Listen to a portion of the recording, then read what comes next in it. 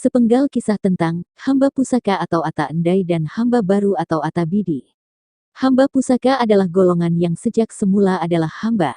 Nenek moyang orang Sumba datang pada masa lampau membawa hamba-hamba mereka. Kelompok semua hamba ini disebut hamba besar atau Ata Bokulu. Kedudukan mereka sangat istimewa. Mereka menjadi juru bicara, bendahara, pengawal kepercayaan tuannya, bahkan tuannya memberikan sejumlah ternak utek dipeliharanya. Oleh karena itu mereka dihormati oleh masyarakat seperti menghormati tuannya.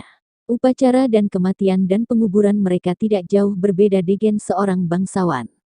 Kebutuhan hidup dan perkawinan, kematian serta penguburan mereka pun dibiayai oleh tuannya. Seringkali mereka lebih kaya dari orang merdeka besar. Sedangkan hamba yang baru atau Ata Bidi adalah golongan hamba yang sebelumnya tidak termasuk anggota rumah raja atau bangsawan.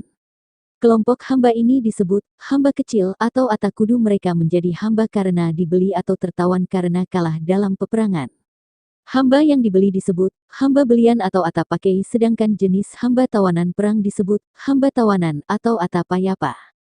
Nasib kelompok hamba yang terakhir ini sangat buruk. Mereka diperlakukan sebagai manusia pekerja bagi para tuannya. Mereka menggarap sawah dan ladang serta memelihara dan menjaga ternak tuannya. Mereka hanya mempunyai nilai ekonomis bagi tuannya. Di samping itu terdapat hamba yang disebut hamba bawaan atau Ata Ngandi.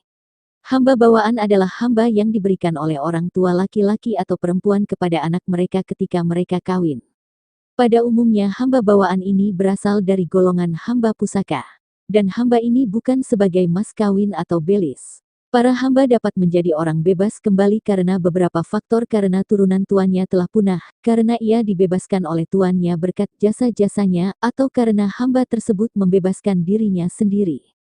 Pada masa pemerintahan Hindia Belanda di Sumba, para hamba baru ini statusnya dibebaskan dari status hamba. Para hamba pusaka tidak dibebaskan, tetapi mereka menjadi anggota keluarga raja atau bangsawan dan mereka mendapat sebutan baru yaitu anak dalam rumah atau ana lakuru uma, sehingga secara teoritis perhambaan di Sumba telah terhapus walaupun pada prakteknya tetap berlangsung di kalangan bangsawan.